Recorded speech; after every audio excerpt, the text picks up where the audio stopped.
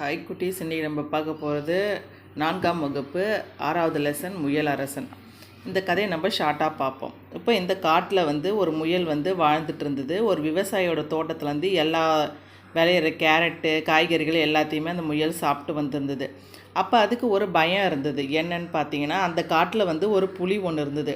அந்த புலி அவங்களுடைய மூதாதையர் எல்லாரையுமே சாப்பிட்ருச்சு, தன்னையும் சாப்பிட்ருமோ அப்படின்னு ஒரு பயம் அதில் கொஞ்சம் தூக்கமே அந்த முயலுக்கு போயிடுச்சு. அதுக்கப்புறம் பார்த்திங்கன்னா, சரி நம்ம இனிமேட்டு தோத்தாலும் பரவாயில்ல, அந்த புலியை நம்ம எப்படியாவது ஜெயிச்சு ஆகணும் அப்படின்னு முயல் முடிவுக்கு வந்துச்சு. அப்போ என்ன பண்ணுது, ரொம்ப திமிராக உட்காண்ட்ருக்கு முயல். அப்போ புலி கேட்குது, என்ன முயல் நீ ரொம்ப திமிராக உட்காண்ட்ருக்கா அப்படின்னு சொல்லி கேட்குறப்ப அப்போ சொல்லுது முயல், எனக்கு எதுக்கு உன்னை பார்த்தா பயம், எங்கள் காட்டில் ஒரு கூட்டம் நடந்திருக்கு, அந்த கூட்டத்தில் நாங்கள் எல்லாம் பேசி ஒரு முடிவு எடுத்திருக்கோன்ன உடனே என்ன முடிவு அப்படின்னு சொல்லிட்டு புலி முயல்கிட்ட கேட்குது. அப்போ முயல் சொல்லுது, இந்த காட்டின் அரசனாக இனிமேட்டு நீ கிடையாது, நான் தான் அப்படின்ட்டு எல்லாருமே சேர்ந்து முடிவு பண்ணிட்டோம் அப்படின்னு சொன்ன உடனே, அப்படியா, ரொம்ப மென்மையாக நீ பேசுகிற பேச்செலாம் ரொம்ப வேடிக்கையாக இருக்கே, ரொம்ப மென்மையானவன் நீ எப்படி இந்த காட்டுக்கு ராஜா ஆக முடியும் சொல்லிட்டு புலி கேட்குது. அதுக்கு நீ நம்பலைன்னா உன்னோட முதுகில் என்னை ஏற்றிக்கிட்டு போ, நான் அந்த காட்டை நான் சுற்றி வரேன், அப்போ தெரியும் எல்லா மிருகங்களும் என்னை பார்த்து பயப்படுறது அப்படின்னு சொல்லும் முயல். இதை கேட்ட புலி என்ன பண்ணுது, ஓகே நான் உன்னை மேலே என் முதுகில் உட்கார நான் உன்னை ஏற்றிட்டு போகிறேன் அப்படின்னு சொல்லுது. புலியோட முதுகில் முயல் உட்காண்ட்ருக்கிறத பார்த்து எல்லா விலங்குகளுக்கு ஒரு பயம் போச்சு. முயல் அரசரே, நான் உங்களை ஏதாவது தப்பாக பேசினா என்னை மன்னிச்சிடுங்கன்ட்டு எல்லா விலங்குகளும் மன்னிப்பு கேட்குது. இப்போ இந்த காட்டுக்கு அரசன் யார் அப்படின்னு சொல்லி முயல் கேட்குது. அதுக்கு புலி சொல்லுது, நீங்கள் தான், உறக்க சொல்லு அப்படின்னு. நீங்கள் தான் இந்த காட்டுக்கு அரசன் அப்படின்னு புலி சொல்லுது. உடனே முயல் சொல்லுது, உன்னை மன்னித்து விடுறேன், நீ இந்த காட்டில் இருக்கக்கூடாது, எங்கேயாவது ஓடி போயிடு அப்படின்னு சொன்ன உடனே, ஐயோ என்னை விட்டுடுங்கள், நான் போய் விடுறேன் அப்படின்னு சொல்லிட்டு புலியும் போயிடுது. இப்போ இதெல்லாம் முயல் என்ன சொல்லுது, நான் வயிறு ரொம்ப சாப்பிட்டுட்டு நல்லா பகலில் கூட ஒரு குட்டி தூக்கம் போடுதான் முயல். இப்போ வாங்க நம்ம பயிற்சிக்கு போகலாம், படிப்போம். இது ஃபஸ்ட்டு பார்க்கலாம். தவறு செய்பவர்களை என்ன செய்யலாம், திருத்தலாமா, அப்படியே விட்டுடலாமா? தப்பு செஞ்சாங்கன்னா அந்த தப்பை அவங்க திருத்திக்கணும். தப்பு பண்ணிவிட்டு திருந்துறவங்களை நம்ம மன்னிக்கிறது தான் நல்லது. அந்த தப்பு பண்ணிவிட்டு தான் செஞ்சது தப்புன்னு கூட தெரிஞ்சும் கம்மிட்டுருக்கவங்கள மன்னிக்கக்கூடாது. படிப்போம், சிந்திப்போம், எழுதுவோம். சரியான சொல்லை தெரிவு செய்து எழுதுவோமா? பல்லாண்டு இச்சொல்லை பிரித்து எழுத கிடைப்பது என்னது? பல கூட்டல் ஆண்டு. குட்டீஸ் இதை நீங்கள் இந்த டேஷில் எழுதணும், பல கூட்டல் ஆண்டு. அதுக்கடுத்து பார்த்திங்கன்னா செயலாக்கம். இச்சொல்லை பிரித்து எழுத கிடைப்பது செயல் கூட்டல் ஆக்கம். ஓகேவா? இப்போது ப்ளஸ் எல்லாம், இதை சேர்த்து எழுத கிடைக்கிற சொல் என்னதில்? இப்போதெல்லாம். அடுத்து பார்த்திங்கன்னா பேசி இருந்தால் என்பதை சேர்த்து எழுத கிடைக்க சொல் பேசி இருந்தால். வந்து இருந்தது என்பதை சேர்த்து எழுத கிடைப்ப சொல் வந்து இருந்தது. இப்போ வினாக்களுக்கு விடையளி.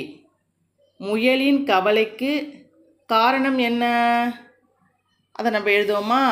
தன் மூதாதையரை தன் பசிக்கு இரையாக்கிய புலி என்றாவது ஒரு நாள் தன்னையும் தின்று விடுமோ என்பதுதான் முயலின் கவலைக்கு காரணம். ஆமாம், அதுக்கு ஒரு பயம் இருந்துச்சு. என்னென்னா, நம்மளுடைய அப்பா அம்மா எல்லாரையுமே அது சாப்பிட்டு போச்சு இல்லையா, அதோட இனமே அழிஞ்சு போச்சு, நம்மளும் என்றைக்கா ஒரு நாள் கண்டிப்பாக இந்த புலி பசிக்கு நம்ம இரையாயிடுவோம் அப்படின்னு சொல்லி பயந்துச்சான்.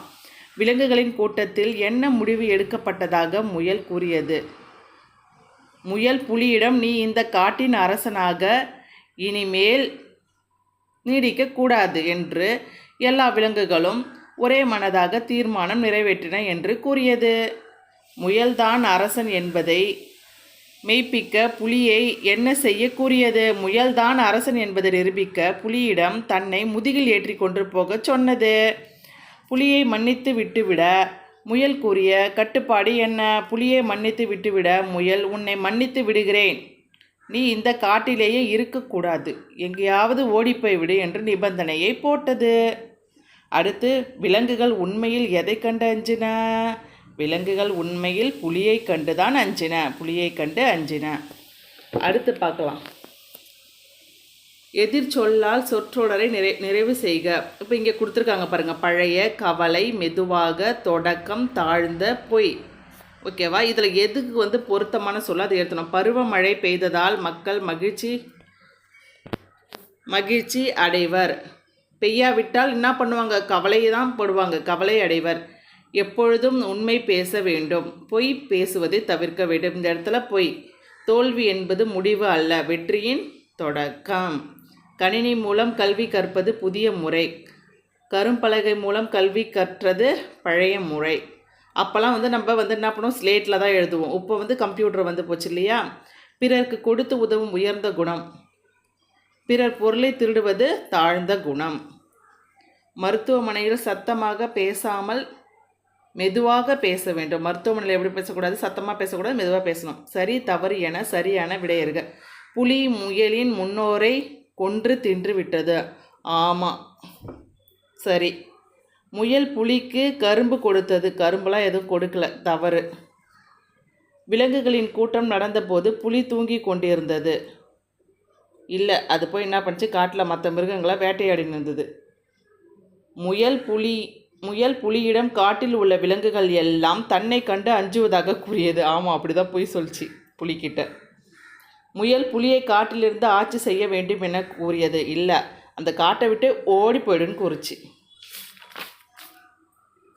அடுத்து, சக்கரம் காட்டும் ஈரெழுத்து சொற்கள் என்ன என்பதை கீழ்காணும் குறிப்புகளை கொண்டு கண்டுபிடிக்க. இப்போ இந்த சக்கரத்தில் இருக்குது பாருங்கள், இரு. பா கூட இந்த இரை சேர்த்தா பார். தே கூட இரு சேர்த்தா தேர். ஊ கூட இரு சேர்த்தா ஊர். நீர், மோர், வேர், போர், நார். ஓகேவா? இப்போ நம்ம இங்கே எழுதுவோம். உலகம் என்பதன் வேறு சொல்னது. பார்னா என்னது? உலகம். பார். திருவிழா என்றாலே இது இருக்கும். திருவிழானாலே கண்டிப்பாக என்ன இருக்கும்? தேர் கண்டிப்பாக இருக்கும். மக்கள் சேர்ந்து வாழும் இடம் ஊர். மக்கள் எல்லாம் சேர்ந்து வாழ்ந்தால் தான் அது பேர் ஊர், இல்லைன்னா அது பேர் காடு. இது இல்லாமல் உயிர்கள் இல்லை. எது இல்லாமல்? நீர் இருந்தால் தான் உயிர் வாழ முடியும். நீரும் அத்தியாவசியமான ஒரு பொருள். நீர் விட்டு தயிரை கடைந்தால் என்ன வரும்? மோர் தான் கிடைக்கும். மரம் செடி கொடி மண்ணில் ஊன்றி நிற்க உதவுவது எது? வேர். வேர் இருந்தால் தான் மண்ணில் வந்து செடி வந்து நிற்கும், இல்லைன்னா பொத்துன்னு கீழே விழுந்துடும். மன்னர்கள் தம் நாட்டின் எல்லையை விரிவுபடுத்த அண்டை நாடுகளோடு தொடுப்பது போர். பூ தொடுக்க உதவுவது நார். நார் இருந்தால் தான் பூ கட்ட முடியும் இல்லையா? எது முன்னே எது பின்னே? அகர வரிசைப்படுத்துக. அகர வரிசைப்படுத்தி கீழே உங்களுக்கு இங்கே ஆன்சர் கொடுத்துருக்காங்க பாருங்கள் குட்டீஸ். இப்போ இதில் உங்களுக்கு வந்து தெரியலன்னா நீங்கள் வந்து இப்போ இங்கே என்ன வரிசை கொடுத்துருக்காங்க? எல்லாம் பா வரிசை கொடுத்துருக்காங்க. பா, பா, பி, பி, பூ, பூ. இந்த வரிசை தெரியும் இல்லையா? இந்த வரிசையில் வந்து நீங்கள் ஃபஸ்ட்டு எழுதணும். எப்படி ஃபஸ்ட்டு எதில்? பா, அடுத்து பி, அடுத்து பி, அடுத்து புத்தகம் 4. ஓகேவா? அதுக்கடுத்து பூமி 5, 6 பெட்டி, 7 பைந்தமிழ், 8 பொத்தான், 9 போர்வை, 10 பௌத்தம். ஓகேவா? இப்படி தான் இதில் இருக்கிற நீங்கள் 1 2 ஃபஸ்ட்டு போட்டு வச்சுக்கிட்டு அதுக்கப்புறம் எழுதணும். இங்கே எழுதியிருக்கேன் பாருங்கள் நான். படை, பின்னாக்கு, பீர்க்கு, புத்தகம், பூமி, பெட்டி, பைந்தமிழ், பொத்தான், போர்வை, பௌத்தம். ஓகேவா? இதேமாரி நீங்களும் அழகாக எழுதிடணும் குட்டீஸ். அதுக்கப்புறம் பார்த்திங்கன்னா மொழியோடு விளையாடு. காலி இடங்களை கூடையில் உள்ள சொற்களை கொண்டு நிரப்புக. இங்கே என்ன கொடுத்துருக்காங்க? பள்ளியினை மெல்ல தொடு. இது என்ன இல்லை? இது ரெண்டும் மேல் நோக்கு இல்லை இல்லையா? அதுக்கேற்ற மாதிரி இங்கே வந்து டேஷ் கொடுத்துருக்குறாங்க. இங்கே நாவினை உள்ளே தள்ளு, நாவினை சுழற்றி முழங்கு இங்கே கொடுத்துருக்காங்க. ஃபஸ்ட்டு இங்கே இந்த இல்லு கொடுத்துருக்காங்களா? அந்த இல்லில் இருக்கிறது எங்கன்னு பார்த்துக்கணும். ஃபஸ்ட்டு என்னென்ன இருக்குது? மேல் நோக்கில் இது இருக்குது பாருங்கள். நெல், பால், மல்லி, அகல். இதை எடுத்து இங்கே எழுதணும். நெல், பால், மல்லி, அகல். அதுக்கடுத்து இங்கே என்ன கொடுத்துருக்குறாங்க? இல்லு, கீழ் நோக்கி இல்லு கொடுத்துருக்காங்க இல்லையா? இந்த இல்லு கீழ் நோக்கி இல்லு கொடுத்துருக்காங்க இல்லையா? இந்த இல்லுக்கு ஏற்ற வார்த்தை என்னென்னவோ அதை எடுத்து இங்கே நீங்கள் எழுதணும். வால், வள்ளி, பள்ளி, நாள். அடுத்து இங்கே என்ன கொடுத்துருக்காங்க? நாவினை சுழற்றி முழங்கு ழ. அந்த ழ இங்கே இருக்குதுன்னு பார்க்கணும். ஃபஸ்ட்டு என்ன இருக்குது? இதோ இருக்க பாருங்கள். வாழ், அப்புறம் அகழ், மகிழ்ச்சி, யாழ். இதெல்லாம் எடுத்து நீங்கள் இங்கே எழுதணும். வாழ், மகிழ்ச்சி, அகழ், யாழ். ஓகே குட்டீஸ், அவ்வளோதான்.